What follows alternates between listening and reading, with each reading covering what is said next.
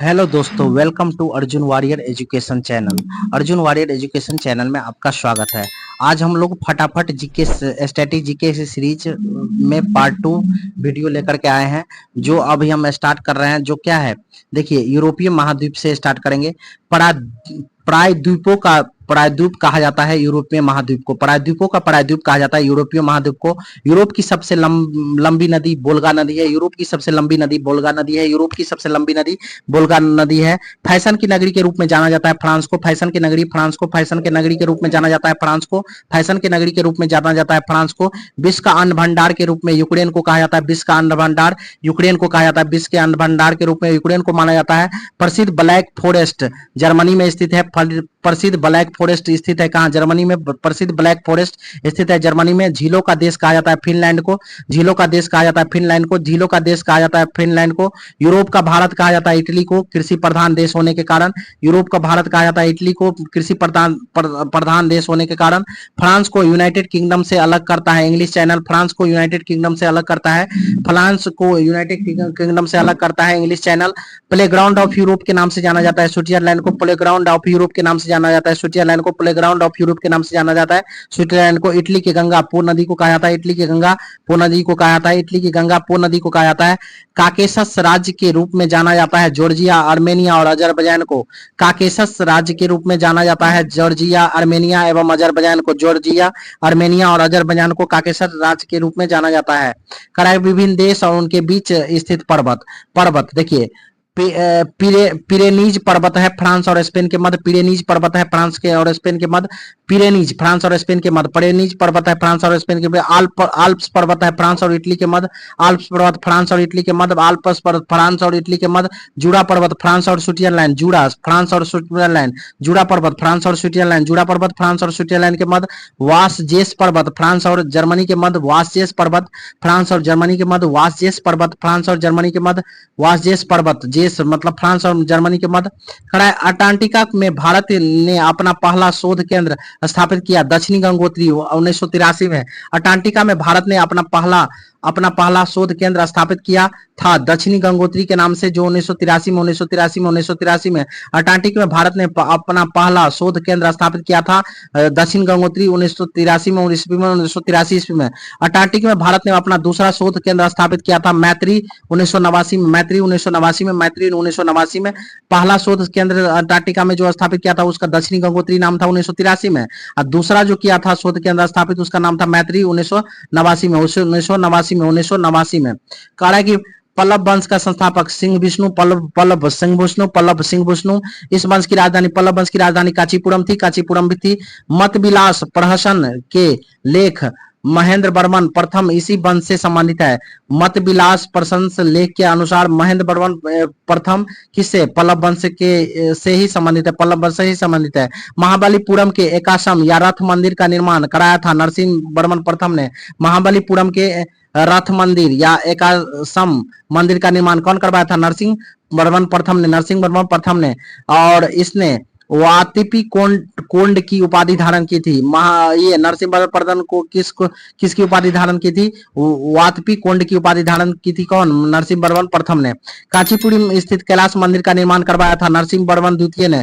कांचीपुरी स्थित कैलाश मंदिर का निर्माण नरसिंह वर्मन द्वितीय। प्रथम किया था रथ मंदिर का निर्माण महाबलीपुरम में, और द्वितीय जो किया था नरसिंह वर्मन द्वितीय ने कांचीपुरी स्थित कैलाश मंदिर का निर्माण नरसिंह वर्मन द्वितीय ने किया था। प्रसिद्ध पुस्तक 10 कुमार चरित्र के लेखक दंडी इन्हीं के दरबार में रहते थे। दंडी नरसिंह वर्मन द्वितीय के दरबार में रहते थे। प्रसिद्ध पुस्तक 10 कुमार चरित्र के लेखक दंडी किसके दरबार में? नरसिंह वर्मन द्वितीय के दरबार में रहते थे। नरसिंह वर्मन द्वितीय के दरबार में रहते थे।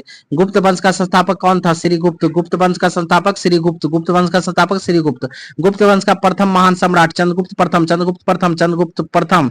इसे महाराजी धीराज की उपाधि धारण की थी कौन? इसने कौन? चंद्रगुप्त ने राजा धीराज की उपाधि धारण की थी। इसने गुप्त संवत की शुरुआत की थी चंद्रगुप्त प्रथम ने गुप्त संवत की शुरुआत की थी? चंद्रगुप्त प्रथम ने। ठीक है, चंद्रगुप्त प्रथम का उत्तराधिकारी हुआ समुद्रगुप्त। चंद्रगुप्त प्रथम का उत्तराधिकारी हुआ समुद्रगुप्त। समुद्रगुप्त को भारत का नेपोलियन तथा कविराज के भी नाम से जाना जाता है। चंद्रगुप्त प्रथम को का उत्तराधिकारी समुद्रगुप्त। समुद्रगुप्त को भारत के नेपोलियन तथा कविराज भी कहा जाता है, कविराज भी कहा जाता है।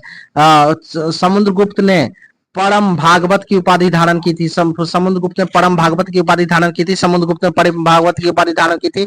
इसके दरबार में प्रसिद्ध कवि हरिसेन रहते थे। किसके दरबार में? समुद्रगुप्त के दरबार में प्रसिद्ध कवि हरिसेन रहते थे। समुद्रगुप्त का उत्तराधिकारी चंद्रगुप्त द्वितीय। समुद्रगुप्त का उत्तराधिकारी चंद्रगुप्त द्वितीय। चंद्रगुप्त प्रथम के उत्तराधिकारी समुद्रगुप्त। समुद्रगुप्त के उत्तराधिकारी चंद्रगुप्त द्वितीय।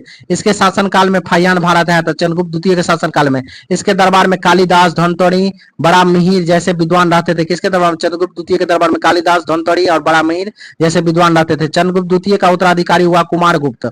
कुमारगुप्त देखिए, पहले चंद्रगुप्त, चंद्रगुप्त क्या प्रथम, इसके बाद समुद्रगुप्त, समुद्रगुप्त, इसके बाद इसका उत्तराधिकारी हुआ चंद्रगुप्त द्वितीय और इसका उत्तराधिकारी हुआ कुमारगुप्त। कुमारगुप्त, कुमारगुप्त, चंद्रगुप्त द्वितीय का उत्तराधिकारी हुआ कुमारगुप्त। कुमारगुप्त, कुमारगुप्त, कुमारगुप्त ने नालंदा विश्वविद्यालय की स्थापना की। कुमारगुप्त ने नालंदा विश्वविद्यालय की स्थापना की। प्रसिद्ध सुदर्शन झील का पुनरुद्धार करवाया था स्कंदगुप्त ने। प्रसिद्ध सुदर्शन झील का पुनरुद्धार करवाया था स्कंदगुप्त ने। प्रसिद्ध सुदर्शन झील का पुनरुद्धार करवाया था स्कंदगुप्त ने। स्कंदगुप्त ने करा। अंतिम गुप्त शासक विष्णुगुप्त। अंतिम गुप्त शासक विष्णुगुप्त। अंतिम गुप्त शासक विष्णुगुप्त। कुषाण वंश के संस्थापक कुजुल कुडफिसिस। कुषाण वंश के संस्थापक कुजुल कुडफिसिस। कुडफिसिस, कुषाण वंश के संस्थापक कुजुल कुडफिसिस। कुषाण वंश का सबसे प्रतापी राजा कनिष्क। कुषाण वंश का सबसे प्रतापी राजा कनिष्क। कनिष्क, कनिष्क, कनिष्क, कनिष्क। इसकी प्रारंभिक राजधानी पुरुषपुर एवं द्वितीय राजधानी मथुरा। प्रारंभिक राजधानी पुरुषपुर, दूसरी राजधानी मथुरा थी। किसने? किसकी? तो इसकी। किसकी? तो कुषाण वंश के प्रतापी राजा कनिष्क की। कनिष्क की प्रारंभिक राजधानी पुरुषपुर और द्वितीय राजधानी मथुरा थी। कनिष्क ने 78 ईस्वी में शक संवत की शुरुआत की, जिसका प्रयोग वर्तमान में भारत सरकार द्वारा किया जाता है। कनिष्क के दरबार में आयुर्वेद विद्वान चरक रहते थे। कनिष्क के दरबार में आयुर्वेद विद्वान चरक रहते थे। बुद्ध चरित्र की रचना अश्वघोष ने की, जो कनिष्क के दरबार में रहते थे। बुद्ध चरित्र की रचना अश्वघोष ने की, जो कनिष्क के दरबार में रहते थे। गंधार शैली और मथुरा शैली का सर्वाधिक विकास कनिष्क के शासनकाल में हुआ। गंधार शैली और मथुरा शैली का सर्वाधिक विकास कनिष्क के शासनकाल में हुआ। कनिष्क के शासनकाल में हुआ। प्रसिद्ध रेशम मार्ग का प्रारंभ कनिष्क ने कराया था। प्रसिद्ध रेशम मार्ग का निर्माण प्रारंभ कनिष्क ने किया था। कनिष्क ने किया था प्रसिद्ध रेशम मार्ग का निर्माण। कुषाण वंश के समय ही सर्वप्रथम बुद्ध की खड़ी प्रतिमा का निर्माण हुआ। कुषाण वंश के समय ही सर्वप्रथम बुद्ध की खड़ी प्रतिमा का निर्माण हुआ। कुषाण वंश के समय ही। कुषाण काल में सर्वाधिक विकास वास्तुकला क्षेत्र में हुआ। कुषाण काल में सर्वाधिक विकास वास्तुकला क्षेत्र में हुआ। मौर्य वंश की स्थापना किया था चंद्रगुप्त मौर्य ने। चंद्रगुप्त मौर्य ने जस्टिन ने चंद्रगुप्त मौर्य को सेंड्रोकोटस की उपाधि दी। सेंड्रोकोटस कहा। जस्टिन ने चंद्रगुप्त मौर्य को सेंड्रोकोटस कहा। जस्टिन ने चंद्रगुप्त मौर्य को सेंड्रोकोटस कहा।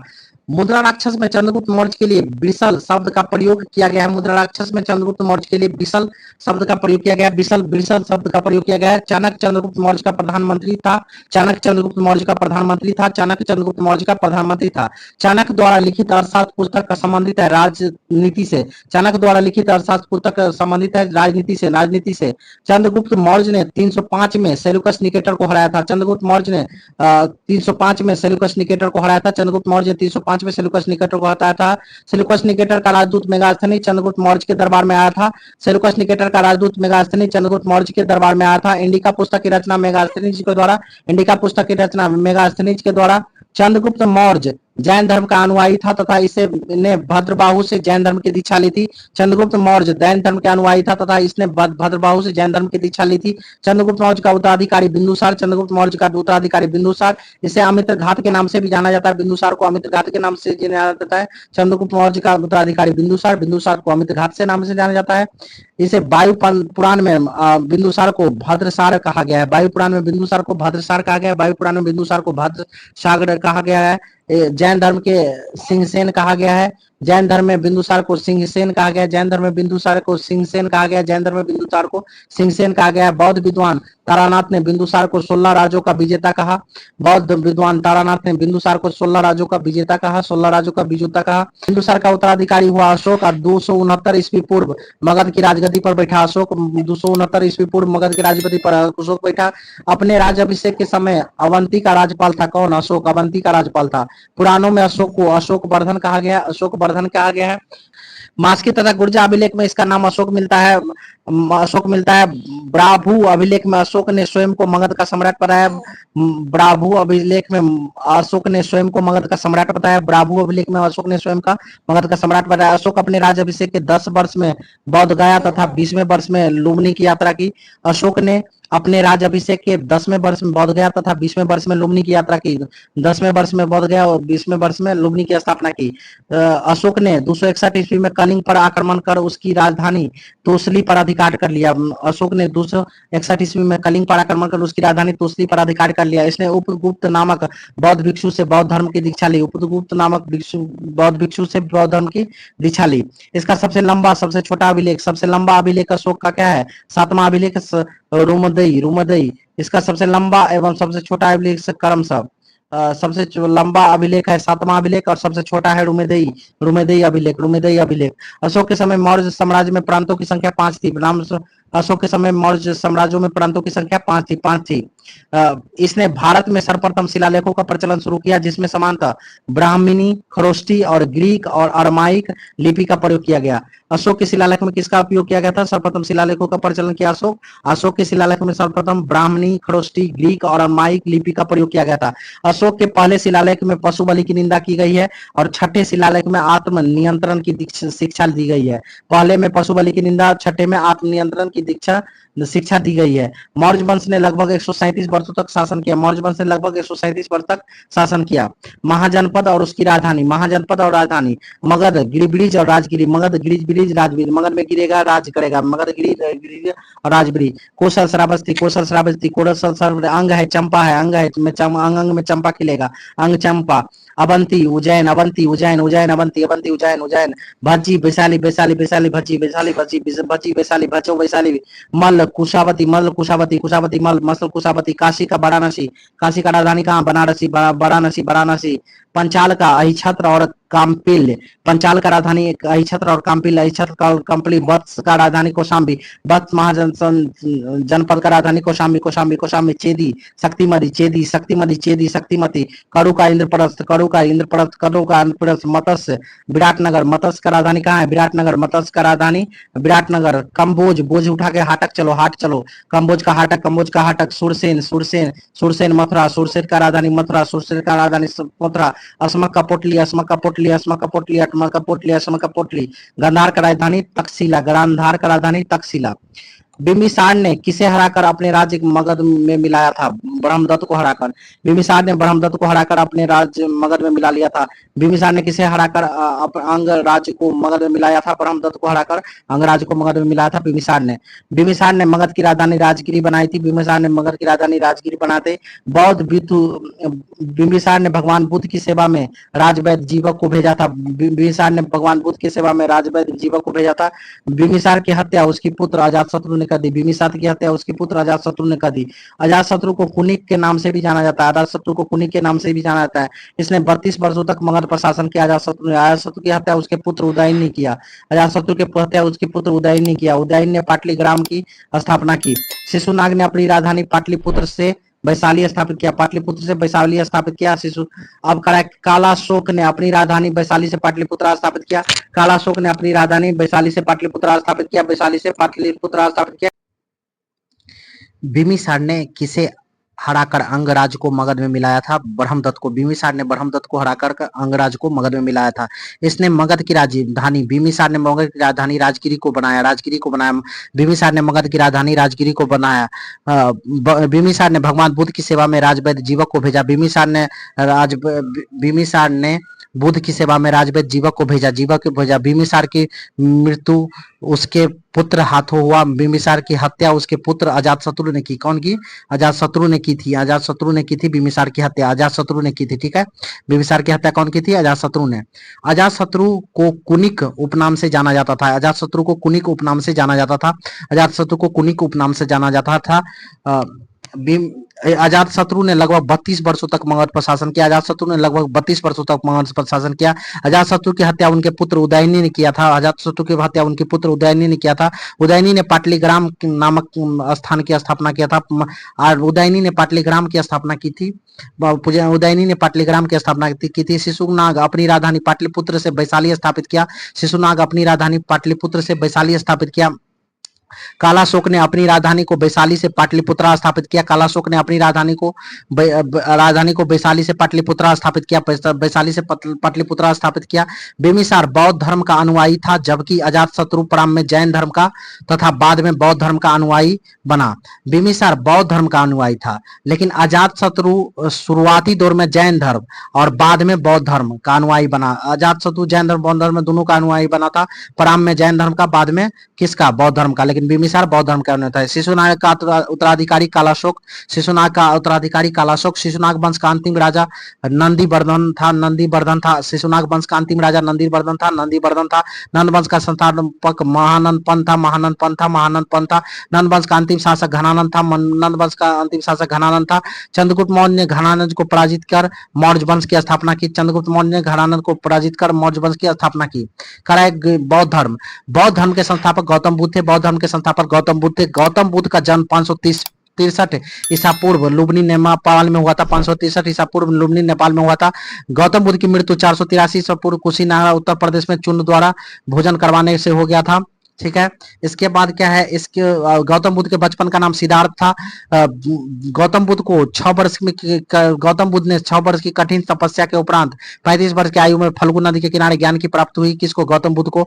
बुद्ध ने अपना पहला एवं सर्वाधिक उपदेश सारनाथ में, सर्वाधिक उपदेश श्रावस्ती में दिए थे। गौतम बुद्ध ने पहला उपदेश कहाँ? सारनाथ में, और सर्वाधिक उपदेश श्रावस्ती में दिए थे। बौद्ध धर्म में आत्मा की परिकल्पना नहीं है, बौद्ध धर्म में आत्मा की परिकल्पना नहीं है, जबकि पूर्ण जन्म की मानता है। बौद्ध धर्म में आत्मा की परिकल्पना नहीं है, जबकि पूर्ण जन्म की मानता है। बौद्ध संघ में सम्मिलित होने की न्यूनतम आयु 15 वर्ष थी, बौद्ध संघ में सम्मिलित होने की न्यूनतम आयु 15 वर्ष थी। गौतम बुद्ध ने आम्रपाली को सर्वसम्मति से स्त्री रत्न घोषित किया, गौतम बुद्ध ने आम्रपाली को सर्वसम्मति से स्त्री रत्न घोषित किया। सर एडविन एनार्ड ने गौतम बुद्ध को एशिया का ज्योतिपुंज कहा, सर एडविन एनार्ड ने गौतम बुद्ध को एशिया का ज्योतिपुंज कहा। सभा, समय, सभा, और इसके बाद क्या है? समय, स्थान और अध्यक्ष। कह रहा है कि ये सभा, अब देखिए कैसे याद रखेंगे, अक, ठीक है। पहला जो प्रथम संगीति हुआ था किसका? गौतम, ये बौद्ध धर्म का, उसमें कौन था? अजातशत्रु था उसका सभा का, अजातशत्रु के शासनकाल में। दूसरा किसके शासनकाल में? दूसरा आपका हुआ था कालाशोक के शासनकाल में, तीसरा अशोक के शासनकाल में, चौथा कनिष्क के शासनकाल में। पहला 483 में, दूसरा 383 में, तीसरा 250 में, चौथा 98 में। अब कह रहा है कि पहला बौद्ध संगीति जो हुआ था वो आपका राजगिरी में हुआ था, दूसरा वैशाली में हुआ था, तीसरा पाटलिपुत्रा में अशोक के समय, पहला ये अजातशत्रु के समय राजगिरी में, और दूसरा कालाशोक के समय वैशाली में, और तृतीया कनिष्क के समय कहाँ?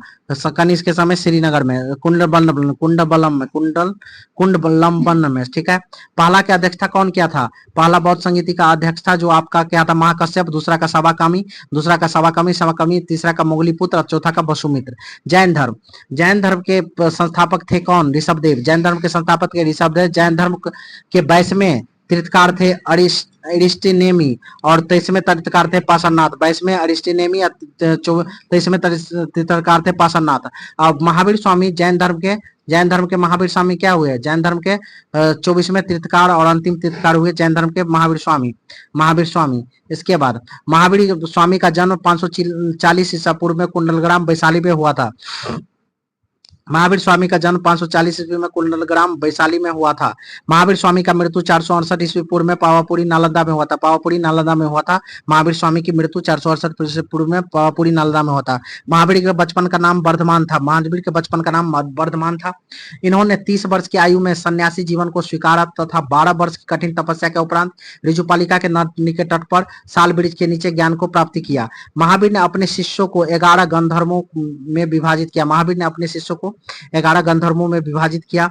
महावीर पूर्ण जन्म एवं कर्मवाद में विश्वास रखते थे। स्यायवाद और अनेकतावाद संबंधित है जैन धर्म में। स्यायवाद और अनेकतावाद संबंधित है जैन धर्म में। महावीर पूर्ण जन्म एवं कर्मवाद में विश्वास रखते थे। स्यायवाद और अनेकतावाद संबंधित है जैन धर्म से। प्रथम जैन भिक्षुनी थी चंपा। प्रथम जैन भिक्षुनी थी चंपा। महावीर के प्रथम अनुयायी थे उनके दामाद जामिल। महावीर के प्रथम अनुयायी थे उनके दामाद जामिल। कह रहा है कि जैन धर्म के संगीतिया प्रथम संगीति हुआ था 300 ईसा पूर्व में पाटलिपुत्र में स्थूलभद्र के अध्यक्षता में। प्रथम संगीति जैन धर्म का 300 ईसा पूर्व में पाटलिपुत्र में हुआ था स्थूलभद्र के अध्यक्षता में। द्वितीय जो संगीत हुआ था वो क्षमा श्रवण के समय 512 में बल्लभी अध्यक्षता किया था। बल्लभी अध्यक्षता किया था। ऋग्वेद सबसे प्राचीन वेद है। ऋग्वेद सबसे प्राचीन वेद है। ऋग्वेद के ऋचाओं को पढ़ने वाले को होत्रु कहा जाता है। होत्री कहा जाता है ऋग्वेद के ऋचाओं को पढ़ने वाले को। ऋग्वेद के तीसरे मंडल में गायत्री मंत्र का उल्लेख है। ऋग्वेद के तीसरे मंडल में गायत्री मंत्र का उल्लेख है। गायत्री मंत्र का उल्लेख है। ऋग्वेद के 9वें मंडल में सोम देवता का उल्लेख है। 9वें मंडल में सोम देवता का। ऋग्वेद के 10वें मंडल में 4 वर्ण ब्राह्मण क्षत्रिय वैश्य और शूद्र का उल्लेख है। ऋग्वेद में इंद्र के लिए 250 एवं अग्नि के लिए 200 ऋचा की रचना की गई है। इंद्र के लिए 250 मतलब 250 और अग्नि के लिए 200 ऋचाओं का रचना की गई है ऋग्वेद में। गोत्र शब्द का सर्वप्रथम उल्लेख इसी वेद में किया गया है। गोत्र शब्द का सर्वप्रथम उल्लेख ऋग्वेद में किया गया है। गोत्र शब्द का सर्वप्रथम उल्लेख ऋग्वेद में किया गया है। ऋग्वेद में गाय के लिए अघन्य शब्द का प्रयोग किया गया है। ऋग्वेद में गाय के लिए अघन्य शब्द का प्रयोग किया गया है। अर्जुवेद के ऋचाओं को पढ़ने वाले को अर्धबरयु कहा जाता है। अर्जुवेद के ऋचाओं को पढ़ने वाले को अर्धबरयु कहा जाता है।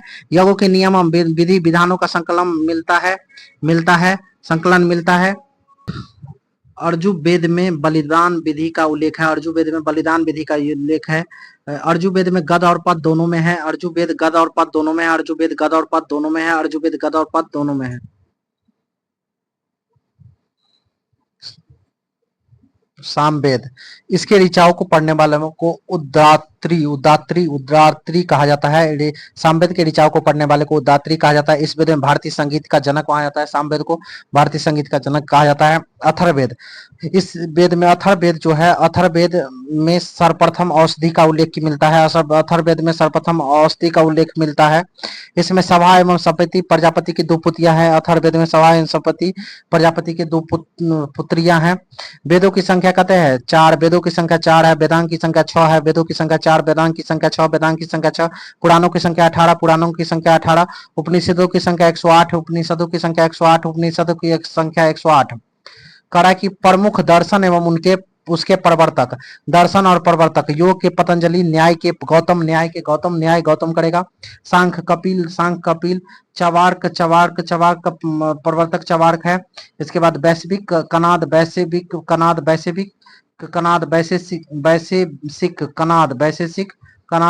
कनाद पूर्व मीमांसा जैमिनी उत्तर मीमांसा बदरायन उत्तर मीमांसा बैदरायन। प्रमुख विभिन्न संप्रदाय उनके संस्थापक संप्रदाय और संस्थापक आजीवक मखलीपुत्र गोसाल, अनिश्चयवादी संजय बेटलीपुत्र, अनिश्चयवादी संजय बेटलीपुत्र, भौतिकवादी पुकुद कचायन, भौतिकवादी पुकुद कचायन, घोर अक्रियावादी पूर्ण कश्यप। ठीक है, आगे देखिए कह रहा है कि भारत में मानव का सर्वप्रथम साक्ष्य प्राप्त हुआ नर्मदा घाटी से भारत में मानव का सर्वप्रथम साक्ष्य प्राप्त हुआ नर्मदा घाटी से। सर्वप्रथम प्राचीनतम अस्थायी जीवन के प्रमाण मिले हैं मेहरगढ़ से। प्राचीनतम अस्थायी जीवन के प्रमाण मिले हैं मेहरगढ़ से। सर्वप्रथम प्राचीनतम अस्थायी जीवन के प्रमाण मिले हैं मेहरगढ़ से। एक ही कब्र में 3 मानव कंकाल अवशेष मिले हैं दमदमा से। एक ही कब्र में 3 मानव कंकाल के अवशेष मिले हैं दमदमा से। इसके बाद क्या है कि गर्त आवास के साक्ष्य मिले हैं बुर्ज होम से गर्त आवाज के साक्ष्य मिले हैं। बुर्ज होम से गर्त आवाज के साक्ष्य मिले हैं। मानव के साथ कुत्ते को दफनाने का साक्ष्य प्राप्त हुआ बुर्ज होम से। मानव के साथ कुत्ते को दफनाने का साक्ष्य मिले हैं बुर्ज होम से। जुता हुआ खेत का साक्ष्य मिला है कालीबंगा से। जुता हुआ खेत का साक्ष्य मिला है कालीबंगा से। अग्निकुंड का साक्ष्य मिला है कालीबंगा एवं लोथल से। अग्निकुंड का साक्ष्य मिला है कालीगंगा एवं लोथल से। युग्म समाधियां का प्रमाण प्राप्त हुआ है कालीबंगन एवं लोथल से। युग्म समाधिया का प्रमाण मिला है कालीबंगन और लोथल से। कालीबंगन और लोथल से नक्सीदारी दार ईंटों का प्रयोग का साक्ष्य प्राप्त हुआ है कालीबंगन से। नक्काशीदार ईंटों का प्रयोग का साक्ष्य मिला है कालीबंगन से। नक्काशीदार ईंटों का साक्ष्य प्रयोग का साक्ष्य मिला है कालीबंगन से। नर्तकी की कांस्य मूर्ति साक्ष्य प्राप्त हुआ है मोहनजोदड़ो से। मोहनजोदड़ो से शवों के दफनाने का प्रथा हड़प्पा से। शवों को दफनाने का प्रथा हड़प्पा से। शवों को दफनाने का प्रथा हड़प्पा से। शवों को जलाने का प्रथा मोहनजोदड़ो से। शवों को जलाने का प्रथा मोहनजोदड़ो से। अगर आपको ये वीडियो पसंद आया हो तो लाइक कीजिए और ऐसे ही वीडियो के लिए हमारे चैनल को सब्सक्राइब कीजिए। Thank you for watching.